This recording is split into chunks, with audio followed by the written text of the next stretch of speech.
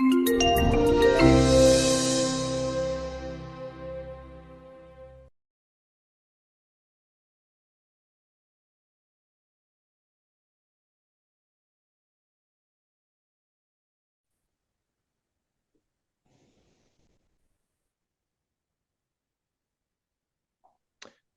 morning and good afternoon, everyone. Thank you for joining us from wherever you are. We're going to get started in just a moment. We're just going to give it a minute or so to let people finish filtering into the meeting.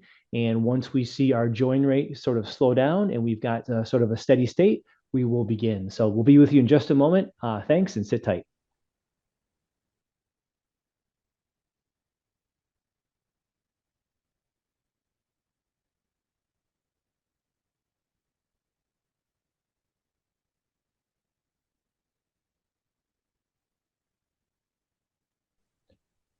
Once again, good morning, good afternoon. If you're just joining us, we're going to get started in just a minute as people finish filtering into the room.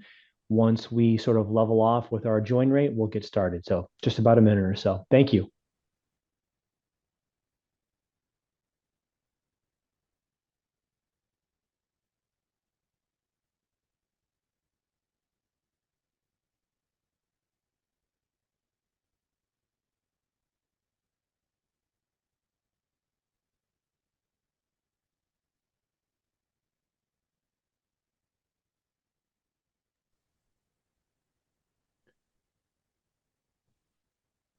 Okay, it looks like our join rate is slowing down. So just before we get started, I just want to welcome you all to the meeting. We have a presentation for you today, and then we will be opening it up to questions and comments using the Q&A button down below. So feel free to use that as we go. We're going to go through the presentation first, and then handle the Q&A toward the at the end of the presentation for the balance of the meeting today. But with that, I will stop talking. I'd like to hand it over to Danielle Betke to kick us off. So with that, Danielle, thank you. Great. Thank you, Alan. And good afternoon, everyone. And good morning to those of you on the West Coast. My name is Danielle Betke, and I'm with Federal Highway's Office of Safety. Also joining me today is Kelly Morton and Charles Meyer. So they're on with us as well. But I would like to welcome you to the webinar today on the Safety Performance Target Setting State of the Practice Report. As you're all probably aware, states have now been through several rounds of target setting, which began with the 2018 Safety Performance Target Cycle. So as of this year, states have now reported targets for 7 cycles and have been assessed on 4 of those cycles. And with that, states have had the opportunity to gain more and more experience each year. Given that, we at Federal Highway were interested in learning more about states' experiences with setting targets, how targets influence project planning and program decisions, and how others can learn from the state's successes and challenges. Over the past year and a half, we've been working to collect and compile data to help answer these questions and to provide some example state practices. And of course, a big thank you goes out to all the states that provided their time and contributed to this research. Today's webinar is going to provide an overview of these findings that were recently published in the State of the Practice Report. And we'll be sure that there's a link in the chat pod of the report. We all know that target setting, though, can be a bit of a science and also a little bit of an art, particularly given the recent uptick in fatalities the last couple of years. For the 2021 Safety Performance Target Cycle, only 10 states met or made significant progress. And sadly, in 2021, our nation experienced 42,939 lives lost in traffic crashes. That's a 10% increase from 2020. And it also marks the highest number of fatalities since 2007. In just the last decade alone, we've seen a 27% increase in the number of fatalities and a 50% increase in the number of non-motorized fatalities. But NHTSA's early estimate does show that there was a slight decrease of 0.3% in 2022, and the early estimate for the first half of 2023 shows a projected 3.3% decrease. So that is promising news, but we all still have a lot of work to do. Safety performance targets are a tool that can help us get there, and it represents anticipated annual performance levels as we all work toward that long-term goal of 0 fatalities on our roadways. Continued coordination between the DOTs and the highway safety offices is also crucial, particularly with the requirement for 3 of the safety performance targets to be identical. The recent NHTSA regulation does require state highway safety offices to now report triennial targets in their highway safety plan. Since the federal highway requirement is for annual targets, a joint final rule was issued with NHTSA waiving that requirement to report identical targets this year. But in the meantime, please know that Federal Highway is currently working to bring our requirements into alignment with NHTSA. But I think that's enough for me for today. I know you guys are here to hear about the safety performance target setting state of the report. So I'm going to turn it over to Catherine Chestnut from VHB. So Catherine, the stage is yours. Thank you. Thank you so much, Danielle, for that great welcome and opening for really, why we're here today. And I'm going to try to emphasize and expand upon some of those points that Danielle mentioned in her introduction. So just wanted to repeat again, hello, everybody. Good afternoon. Thank you so much for joining us. My name is Catherine Chestnut. I'm with VHB, and I'm going to be the facilitator this afternoon. Just in case you missed it at the start, today's webinar is going to be recorded and will be available for viewing through FHWA at a later date.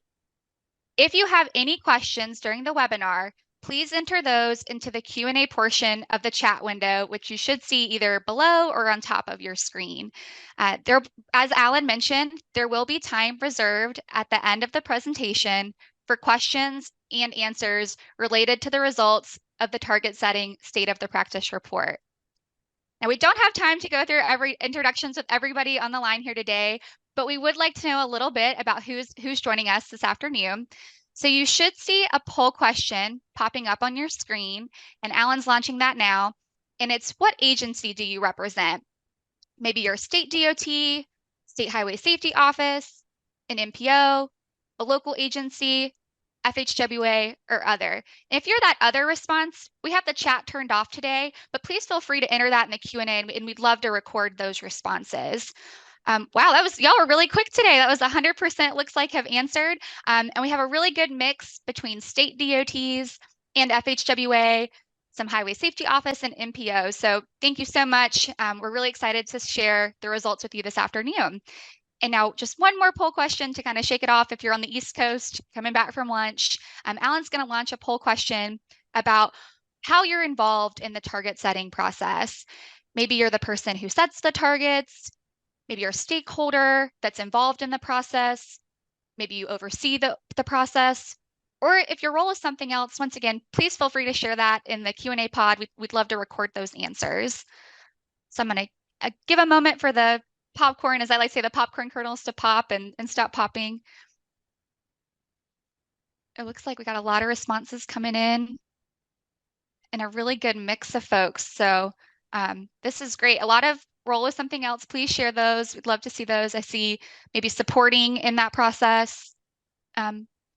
Great. So it looks like we're kind of slowing down here. So a lot of folks who are involved in setting the targets, or maybe they help oversee the program or the process. So again, thank you so much. We're so appreciative that you could be here today, and really look forward to sharing our findings with you all. So I'm just going to leave this slide up here for a moment for you to read through. I'm not going to read through it.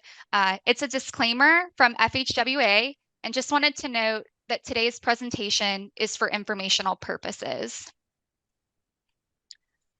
So today, our presentation will cover 3 topics related to FHWA's Safety Performance Target Setting State of the Practice Report. First, we're going to go through a brief overview of safety performance target setting requirements so that we're all on the same page. Then, an overview of the current state of the practice of target setting, where the practice is, and what future applications can create the greatest impact.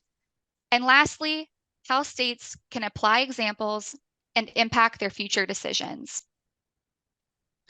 Before diving in to the safety performance target setting requirements, let's start by defining some terms so we're using the same language. What is safety performance management? Safety performance management is the process of establishing and assessing safety performance measures and targets related to the lives lost and serious injuries incurred on the nation's roadways. States use safety performance measures to assess progress towards safety performance targets, which can lead to better accountability and program agility. Now, the Highway Safety Improvement Program, or HSIP, as I'm sure many of you are familiar with, requires a data-driven strategic approach to managing highway safety on all public roads, focusing really on performance. As such, states are required to establish annual safety performance targets for 5 safety performance measures and report those targets in the HSIP annual report.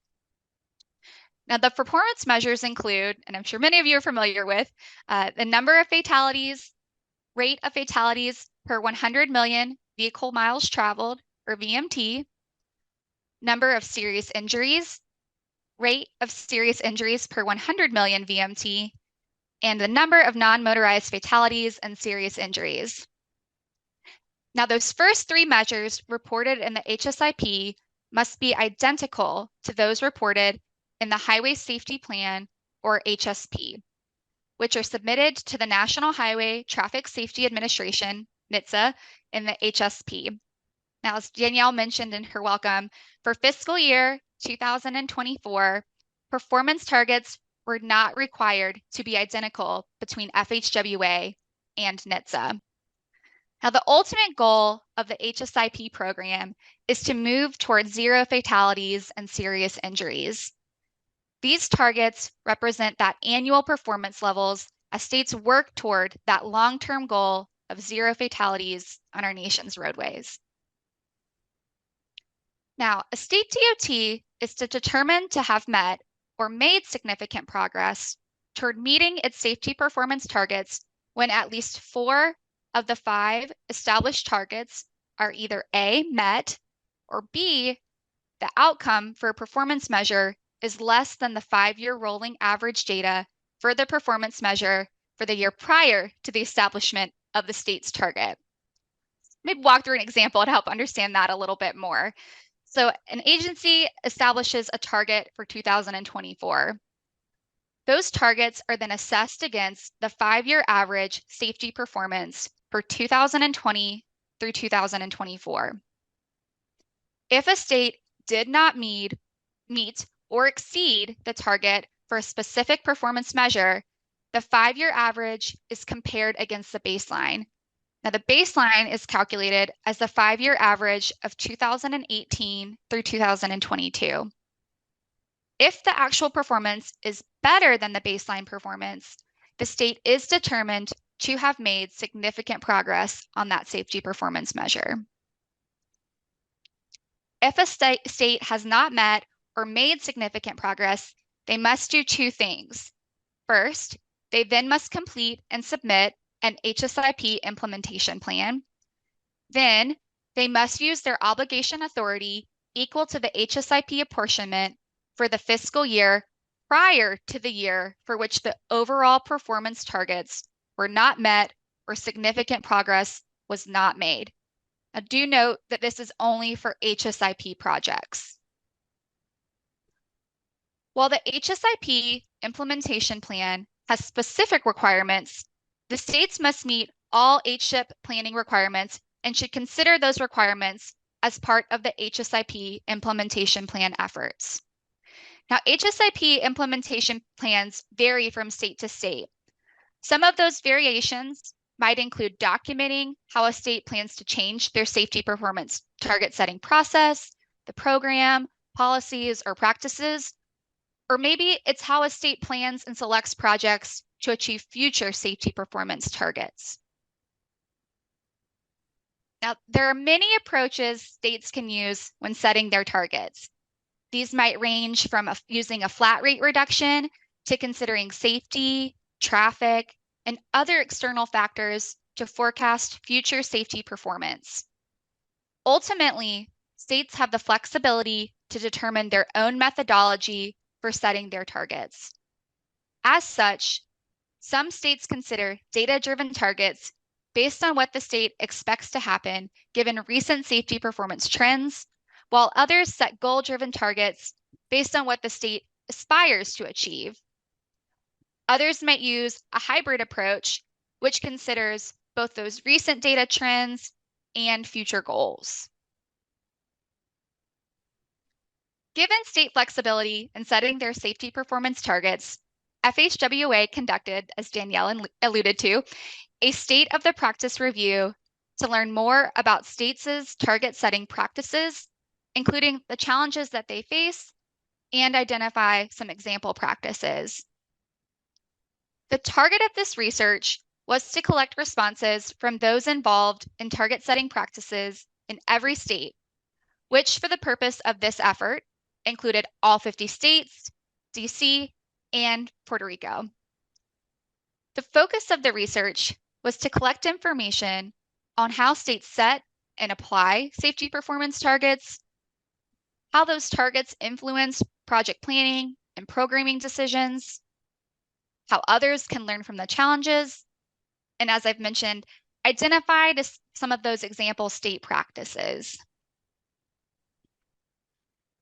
To gather the information needed for the study, a voluntary online survey was distributed to the target audience in every state, and we received responses from 51 of the 52 agencies, which included 50 state DOTs and 1 state highway safety office.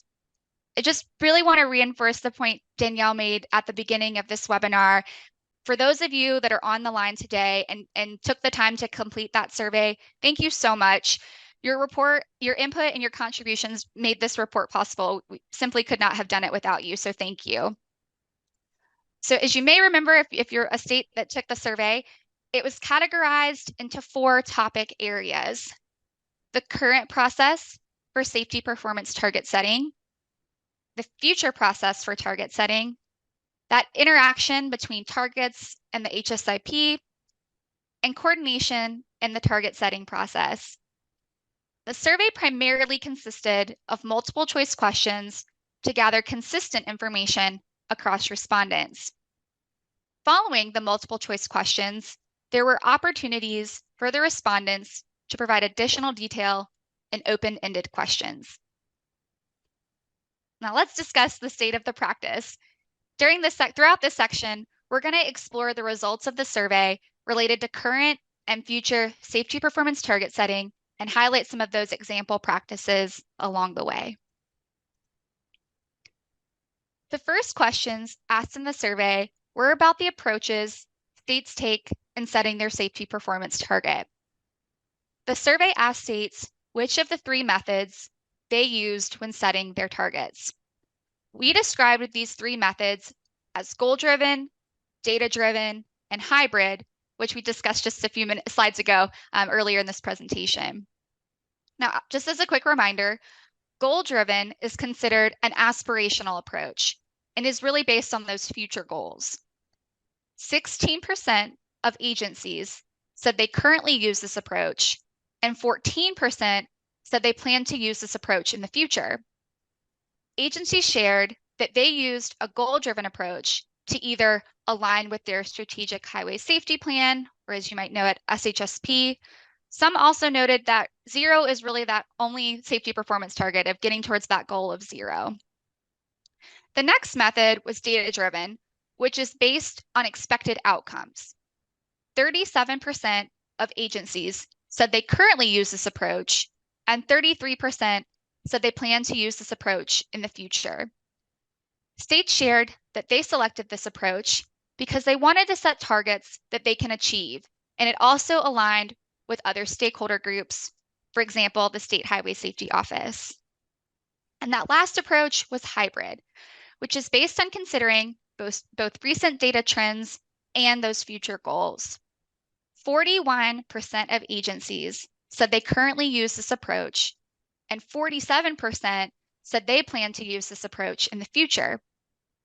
States noted that they use a hybrid approach because it included that overarching goal of 0 fatalities and serious injuries, but it was still data-driven and achievable. Others shared the approach offered flexibility and aligned with their Vision 0 and SHSP goals. It included input from stakeholders, or maybe this approach was selected because a lack of data and resources were available to set the target, so they had to use this approach. States who did not use one of the 3 approaches that we just discussed were able to explain their approach in that other category. Other responses from agencies included using autoregressive integrated moving average, or ARIMA, models to forecast crashes. Maybe political factors in the state led to selecting a different approach. And other states shared a data-driven method analyzing the influence of multi-sectoral factors and safety programmed projects. Now, based on these responses, the most common approach was a hybrid approach.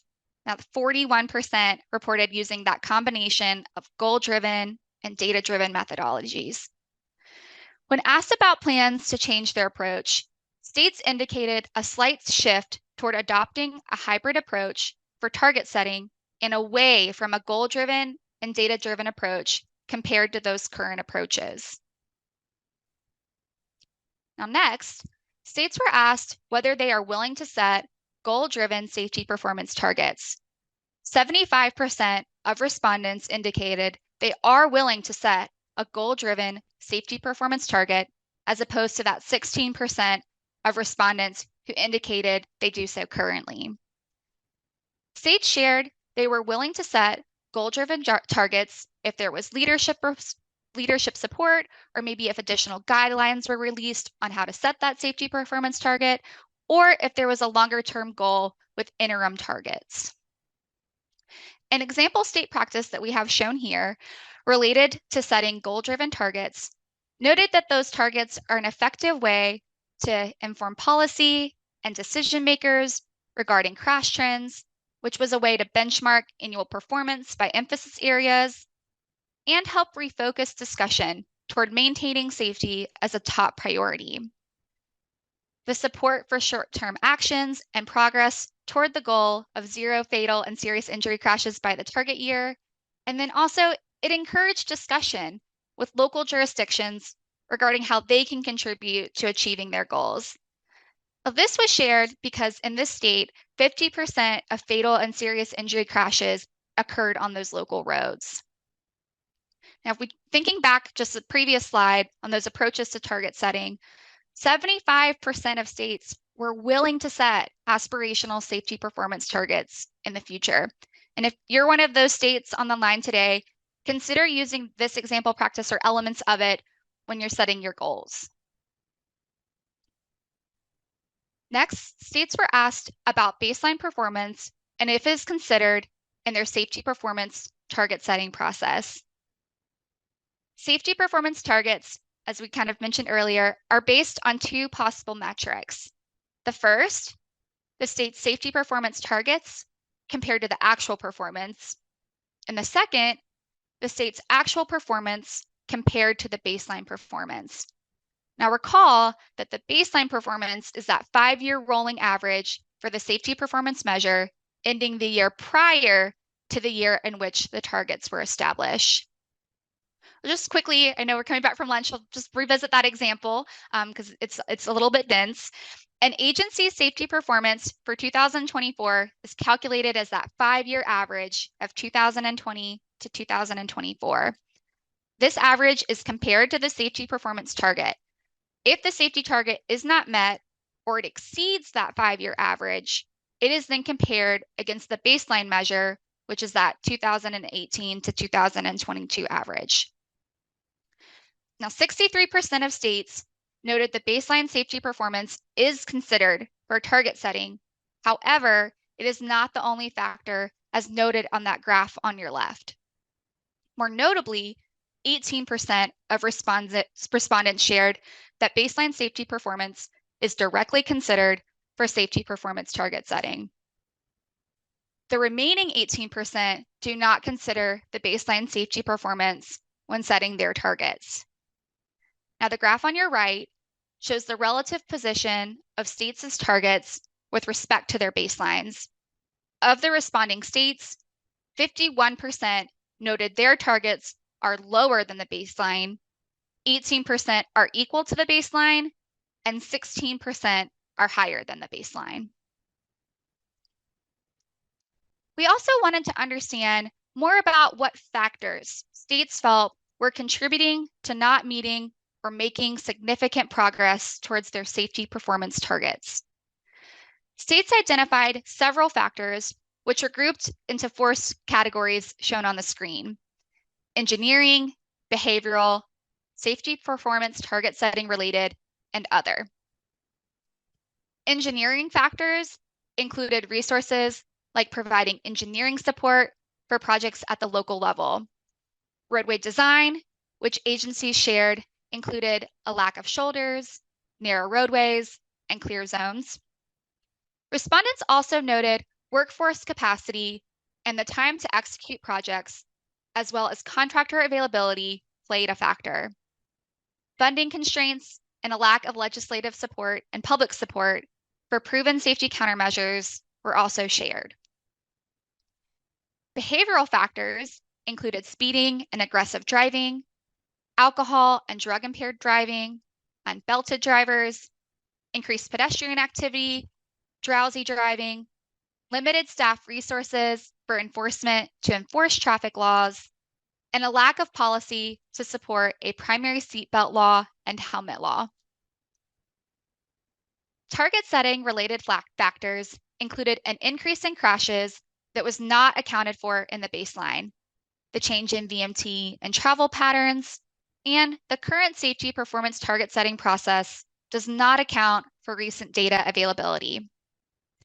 Agencies also noted that a goal-driven approach with an increasing trend line can make it difficult to meet or make progress towards other goals. Other factors agencies shared were that lag in crash data processing, fluctuations due to natural variation in the data and changes in the economy, and weather events like hurricanes. Another important part of the target setting process is the data that states considered when setting their safety performance targets. States that apply data-driven analysis to determine future safety performance targets typically focus on crash and traffic trends. However, some states consider other data sources besides crash and traffic when setting their safety performance targets. For anyone paying really close attention to our graph on the screen, if you notice it adds up over to 100, that's because states could identify more than one additional type of data for this question. Now, although 55% of states do not consider additional data beyond crash and traffic data, of those that do, 29% of states considered behavioral data. For example, alcohol sales or seatbelt surveys. 29% considered other factors such as policy and legislative changes, tourism, and behavioral program spending. 24% consider travel demand. For example, significant changes in traffic patterns or increases or decreases in non-motorist travel. 20% consider economic data, for example, employment data, commuting data, freight data, or gas prices. 18% consider demographic data, for example, census data or those population changes. And then finally, 14% consider weather data, for example, annual snowfall or severe weather events. States were asked whether their safety performance targets impact or affect the types of projects funded under the HSIP. For about half of the states, the targets do not impact or affect the types of projects that are funded under the state's HSIP. Some common responses from states in this area included the following. The SHSP is the mechanism for tracking fatal and serious injury crashes categorized by emphasis areas. Many states have emphasis area action plans, which use crash data and contributing factors to determine the types of projects and funding allocation. Other states shared that they make programming decisions based on the SHSP, network screening, and available funding. States indicated that safety programs like the HSIP already aim to maximize safety impact through project selection and prioritization. Several states noted that the HSIP implementation plan is a useful tool to help drive that project selection. Now, recall from a little bit earlier in our presentation, Only states that do not meet or make significant progress towards their targets are required to submit an HSIP implementation plan.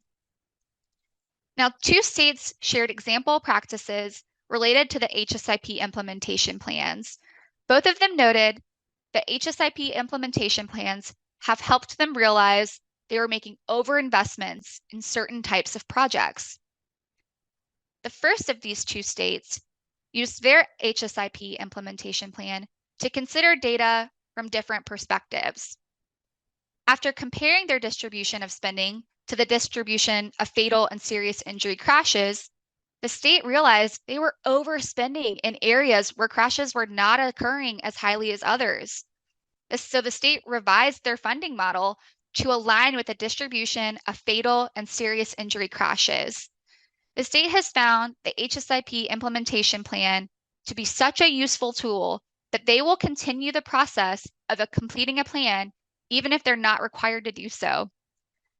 Similarly, the second state realized through their HSIP implementation plan process how to better program and spend their funding allocation. We also asked states how they prioritize projects for safety programming and implementation. Once again, you're noticing the math is a little off. That's because states could identify more than one approach. 84% of states use benefit cost ratio to prioritize safety projects for programming and implementation, followed by lives saved and injuries prevented, then that crash modification factor score. Other factors included safety performance functions, SHSP emphasis areas, proven safety countermeasures, and equity. Some states also noted that they use net present value. States shared they selected the criteria to influence safety performance targets because the criteria help to prioritize projects that focus on reducing fatalities and serious injuries. They're consistent with SHSP emphasis areas. Maybe they provide the most benefit related to cost, or they help the state achieve their safety performance targets. The survey results also demonstrated collaboration in the safety performance target setting process. Here, once again, for both questions, states were able to select multiple responses.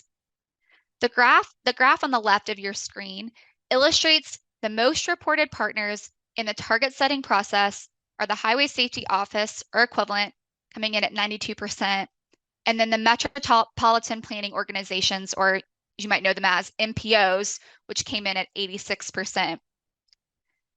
In addition to the state requirement to set annual safety performance targets, MPOs also establish targets according to regulation. Some states include the MPOs in the target setting process, while other states provide the MPOs with the state targets, which the MPO could either adopt or choose to set their own target for their metropolitan planning area. Additionally, 73% of states reported working with other stakeholders within their state DOT for safety performance target setting. Notably, a small proportion of agencies reported working with local agencies, including counties, municipalities, and tribal agencies. Now, the majority of states, 69%, have a method to align planned or targeted reductions with their SHSP, as demonstrated in that graph on the right. 51% align with their HSP, 25% align with their state transportation improvement program, and 20% align with another plan. For example, the MPO and regional transportation planning organization plans, transportation asset management plans, or commercial vehicle safety plans. Building off of that previous slide on coordination with partners, another example state practice mentioned was a state who partnered with a university's local technical assistance program, or LTAP. The state and the LTAP provided an online dashboard for MPOs and local leaders to use for developing regional safety performance targets. After reviewing the state of the practice, how can this information help you inform your state's processes? Based on the results of the study, 45% of states found safety performance target setting an effective mechanism in assisting with making more informed decisions on safety investments. Some of those key themes from the responses included the following benefits and example state practices. These have been organized into those 5 groupings shown on the slide. States repeatedly referenced the benefit of peer exchange, both in learning what other states might be doing and in sharing their current practices with others. A commonly reported benefit of the target setting process was increased communication and interest among highway safety stakeholders. Some states noted increased MPO interest and requests for data and cooperation with partner agencies to improve the data and strategic planning. One state noted that stakeholder engagement meetings during the target setting process have led to further safety discussions and interest in safety trends, which ultimately led to promoting safety culture. Similar to engagement and communication, states noted that there is a need for resources to help with messaging to executives regarding those impacts if safety performance targets are not met. States also noted the limits of engineering, given the increasing trend in fatalities. Other states mentioned support from the 4 E's, or engineering, enforcement, education, and emergency medical services. This also included educating leadership about a multidisciplinary approach, as some state leadership focuses more on infrastructure-related planning and programming rather than those non-infrastructure related approaches. States also emphasized aligning the targets with other state plans, which included the SHSP and HSIP implementation plans if they applied. As I mentioned earlier, states have found value in the HSIP implementation plans. The plans help them better understand their HSIP program, their projects, and where investments can be made to make that greatest impact. States shared many benefits of the target setting process. However, they also shared some concerns. The topmost concerns states mentioned related to the target setting process included annual targets have limited applicability to project selection. Projects are programmed several years in advance, and the project safety impacts are not evaluated until years after project completion. For example, a state noted that the timescale for safety performance target setting does not match up with the project delivery process. So safety projects and programs do not have an immediate impact on targets. States suggested setting a safety performance target on a 2 to 5 year basis instead of annually. States shared that they have data challenges with acquiring recent annual data. Although states must use data from the prior 5 years as that baseline against its safety performance targets, they frequently lack the finalized version of the most recent year or years of data during the target setting process. As a result, states often need to estimate recent trends. These estimates make it challenging for agencies to have confidence in their forecasts when setting their targets. States also noted a lack of staff resources. States mentioned staffing shortages and juggling the time to establish the targets. Others share more staff are needed, for example, those data analysts and engineers to help with the target setting process. Now, related to staffing shortages, many states mention the need for increased analysis capabilities. This could either be for a lack of staff, as shared by a few states, or that lack of staff training. states expressed the need for additional guidance, training, or examples. States also shared extenuating factors impacting targets, which included factors outside of engineering infrastructure improvements, for example, road user behavior, or maybe economic or societal trends that just cannot be controlled. Slightly more than half of the states also shared in the concluding survey question that they did not find safety performance target setting to be an effective decision-making mechanism that is resulting in more informed decisions on safety investments. Now, while states expressed common concerns with the target setting process, 45% of states did find the process an effective mechanism in assisting with making more informed decisions on safety investments. Some key takeaways from this research effort included safety performance target setting really increases communication and interest among highway safety stakeholders. It promotes awareness of safety across the state DOT. This is particularly effective for communicating the need to include safety in all projects, not just those funded through the HSIP and during early project programming and scoping phases. Target setting reinforces the need for a proactive approach to safety, one that lowers risk across multiple sites rather than those individual, larger scale, site-specific projects. Target setting also embraces a multidisciplinary approach. States acknowledge that infrastructure is only one factor that affects their targets. Certain infrastructure projects can be funded using HSIP funds. However, states identified the need for a multidisciplinary approach to address non-infrastructure and behavioral factors. Now, as Danielle mentioned at the beginning of the presentation, and I believe Jeff shared in the chat pod, if you're interested in learning more about the safety performance target setting process and specific findings from today's presentation, be sure to check out the report. You're able to access that either through the link in the chat, or we have a QR code on the screen. You could scan that and that will take you directly to the report as well.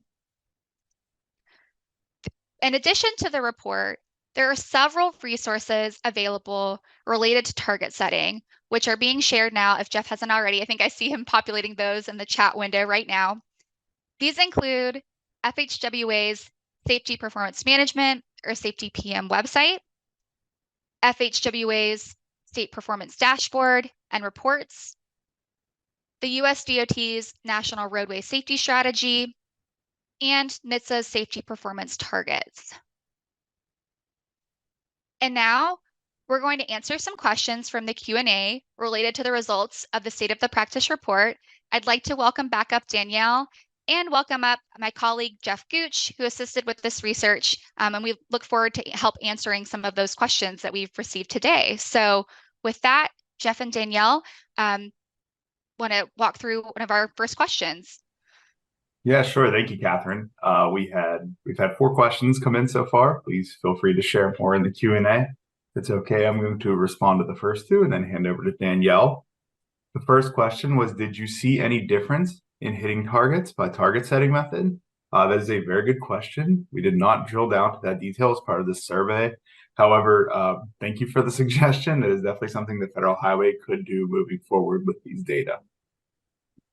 The next question was for those 6% that indicated they are not using a data-driven or goal-driven approach. What were their performance targets based on? Well, that's covered on pages 10 and 11 of our report.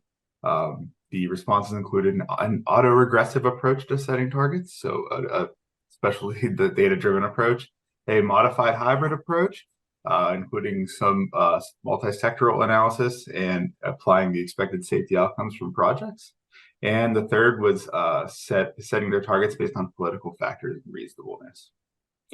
And I'm going to hand it over to Danielle. The first question, Danielle being, I thought that number 1, targets couldn't be higher than a baseline, and number 2, targets could not be 0.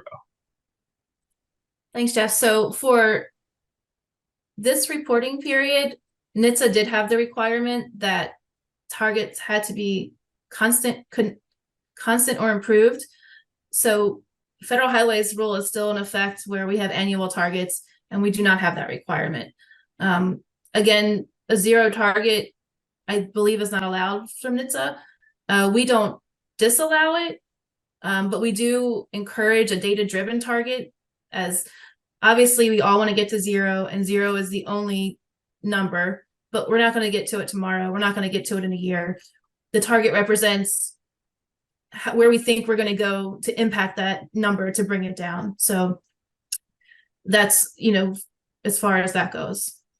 Let's see, what's the next question? So Yep, sorry, I was muted. You want me to read the question? Yeah, you can go. Yes. So those are some pretty hard-hitting findings that more than half of responders say that targets don't have a real link to project development or selection. What is FHWA's approach to tackling that issue? So that is a great question. And we are definitely, that was one of the things that from the finding that we want to look at and work towards and find out how we can more align the project selection and targets. So we definitely will be in the future. That's a potential project for looking into to find out more information. Thank you, Danielle. Does anybody else have any other questions? Feel free to drop them in the Q&A pod. I'm not seeing any pop in, but I don't know how fast everyone is at typing. So. We can give another minute. Yeah. It's a lot of information to process. So yes. All right, we had one coming in. Has FHWA considered revising the vulnerable road user safety assessment requirement for not hitting targets? Danielle. That's in legislation, so we have no power.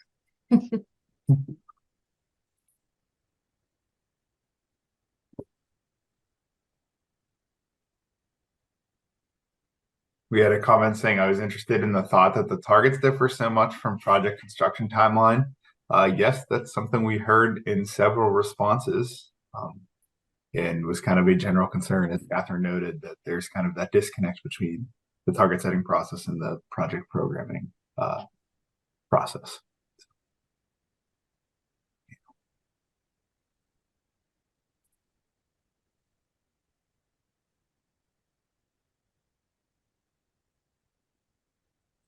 Any thoughts on modifying targets associated with that? I assume that is related to the project's construction timeline question. Danielle and Kelly, I know it's up to y'all. So.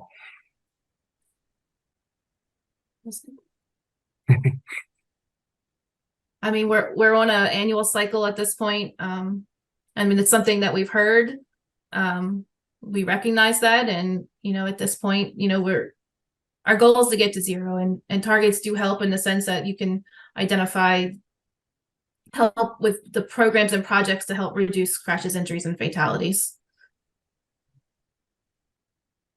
We had a question: is FHWA going to shift to a 3-year target setting period to align with NHTSA's new 3-year HSP?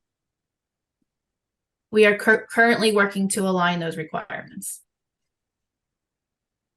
Thank you, Danielle. We had a comment pointing out that drowsy driving and not distracted driving is one of the contributing factors for state not meeting their targets. That was based on the responses we received. So, clarify, so our targets are going to be reported on a similar timeline as NHTSA? Let's see. I'm sorry, I'm trying to read the question. And it was related to the 3-year question. So our targets are at a similar time. We will be potentially moving that way, yes. The point about aligning HSIP implementation plans and programs with other programs is very powerful. Are there any additional thoughts that states gave for their approach to align with other programs? in coordination with local counterparts.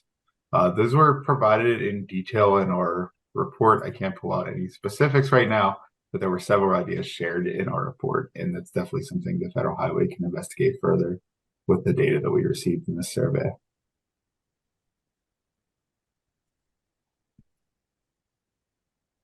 Someone noted that it would be easier if DOTs were mandated to state the safety benefit of each of their projects. So, are there any suggestions on implementing this policy at a federal level?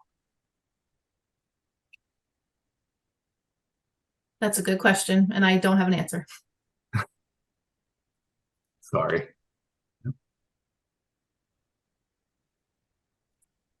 Did any states share approaches used to quantify external factors that influence their targets? That's again another thing that is documented in the report. There were several interviews where we were able to kind of work and get additional detail about those approaches. So if you go to the report, you'll see there are discussions of pulling in factors such as gas prices and population factors, similar factors to influence their target setting. Yeah, and look for those example state approaches throughout the report. We only highlighted a few today, but there's, that more narrative and more kind of discussion there on those approaches in the report.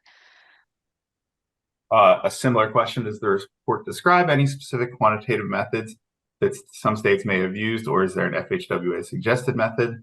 As we just said, there are several quantitative methods that are kind of expounded upon in this report. Again, we were balancing detail with keeping this anonymous.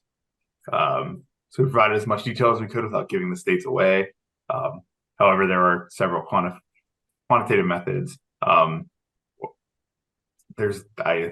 I'm sure you can Yeah, I mean, no at Federal Highway, we method. don't prescribe a methodology. States can set a target based on their state data. Any method that they determine, we don't say how states need to set targets. I mean, obviously, data driven is always a benefit. Data is important, so. But yeah, we don't specify that. Yeah, really look at that current process for target setting section in the report would help answer some of those questions about those examples that states use, like Jeff said, keeping it high level, but I think there is some specifics in there. So check out that section of the report. Great. Well, I know we only have a few minutes left, and I'm just going to pop over to the next slide. And if one more question comes up, we could take it. But just wanted to put up here Danielle's contact information, and just wanted to thank you all for your active participation in this webinar. And we really hoped you enjoyed this presentation. If you do have any would like more information or have any additional questions following today, please reach out to Danielle Betke. Put her email in the chat if you don't already have it, or it's up here on the screen. I'm not seeing any more questions come in now, but just again, wanted to thank you all for your time. I don't know, Danielle, if you have any closing words to wrap us up here. Just, thank you everybody for participating today, and thank you for Catherine and Jeff for all their hard work that they put into the research and compiling all the data. It was no small task to go through 51 states data. So great job. I think we have more work to do, and we definitely plan to look into more things and do a little bit more work with trying to integrate the project planning and targets, and there's a lot more to do still, and there's still a lot to learn. I mean, states have been through several cycles, but more to learn and more to figure out, and more linkage to HSIP. So that's our next, let's keep things moving and keep learning more. So thank you again for your participation today, everyone.